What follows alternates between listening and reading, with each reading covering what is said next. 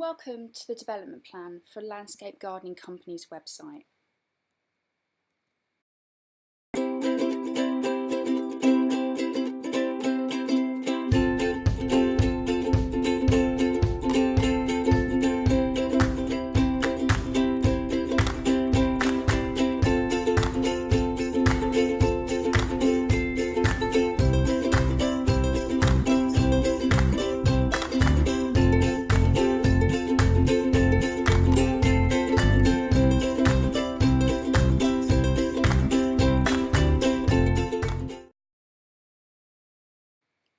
So with gardening in mind, where do you start when planning a website?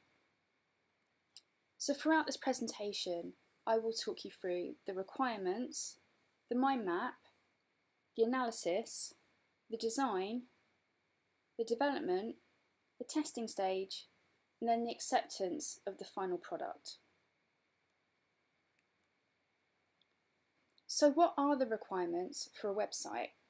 Well, in regards to the website team, there will be a skill set and responsibilities for all of the elements. So to start, a website needs content, and this will go with the copywriters. And this ranges from the subject and material to be produced or written for the site, all text and any blogs, articles, news and any imagery and photography to be included. But also, if you're selling a service, in this case landscape gardening, it will be all things associated with growing the business and accessibility for sales. The design team would cover structure, layout, the aesthetics, fonts and impact, and they will produce a wireframe and sitemap, which I will show you an example of later.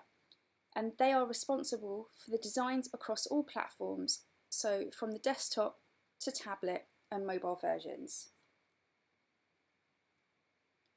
Development covers the site build, so all coding and actioning the design, implementing all of the structure and best practice for search engine optimization, but also responsible for all technologies used within the site and general website verification and validation. Then you have marketing and CRM for the site's feasibility and all market research, plus branding and audience data management and analysis. Infrastructure will cover all security and user safety, but also compliancy. So for example, with the capture, are you a human or are you a robot? And then with all logins, and then capturing actual banking and financial data, and also anything connected to PayPal and other payment links. And the web developer will have a hand in this. And lastly, the project manager, who is overseeing the entire process and, importantly for all, managing time, quality and cost. So on to content. Well, what does a mind map look like? It covers structure and what is to be included and the possible content of all the subpages. So this is the planning and the brainstorming stage, and the mind map is a visual representation of what is to be included so all of the teams have their action points. So you'd start with a home page, and this is also often the landing page, which is the first page visitors will see, and then the map covers what else is to be included. So moving clockwise, you'll then see the header. So included in that, you'd have a logo, navigation links and social links. Then you'd have the sidebar. Now this isn't always necessary, but in some cases it's quite useful, but you can have the advertising, the affiliates and links, and then a link to the blog instead of someone having to search for it.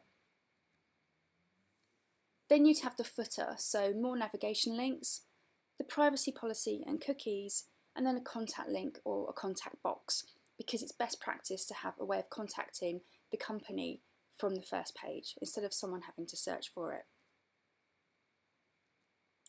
Then you'd have all the sub-pages. So in relevance to the landscape gardening website, this is all of the actual pages that would structure all of the content. So the services, the team, the gallery, events, contact, reviews and feedback, and the blog.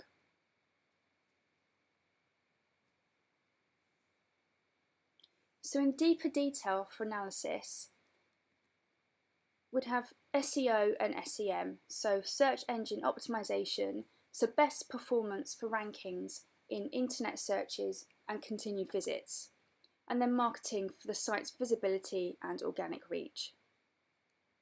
But included also you'd have the social media presence, so for example Facebook, Twitter and Instagram. And then with the actual building of the website, you'd have analytics to capture data on who is visiting. So are they coming via search engines or are they coming via social media links? And what devices are they viewing from? And how long do they spend browsing the pages? And is the site converting visitors into customers? So back to the design stage. The team or designer will produce a mood board and also a wireframe. So this is the look and feel and structure. Please have a look at the handout examples that are specific to the Landscape Gardening website. Feel free to pause the video or look at the handouts at the end of the presentation. The mood board covers the look of the website. So with the colour palette, this shows a range of compatible colours, and in the case of a Landscape Gardening website, this ranges from green through to brighter colours and then to white, which will be the background of the actual website. Then you have example patterns. Now these can be, again, the background of the website, or they will be surrounding photography or images or products. Then you have the example photography. This can be provided by the client, or you can use stock photos if you are sourcing them and with permission, or you can even use smartphone photos for the examples. Then you would have the text, so this is examples of headers, the fonts, the colours and actual examples of sentence structure and how it will look. The wireframe shows each individual page and how it's structured, and this will be with images, text, headers and the footer and how they are all connected. Of course at this stage all of this is subject to change. The mood board and wireframe will be presented to the client to reinforce the requirements of the brief. And then once agreed and signed off, we move on to development. So the developer or even development team are responsible for the build and the writing of all the coding languages and technologies to be used within the site. So overall, they're building the functioning website. As of February 2018, 52.2% of all website traffic worldwide was generated through mobile phones, up from 50.3% in the previous year. This is now the focus when designing and developing a web page, and alongside this, the developer will write the site so that all coding is compliant with the W3C.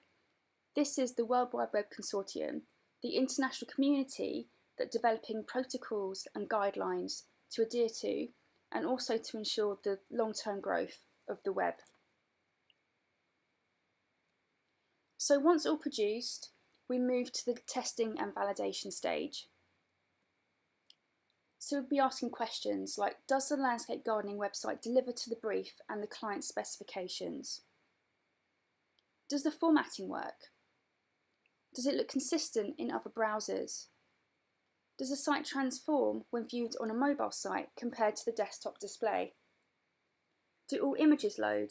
And do the links work?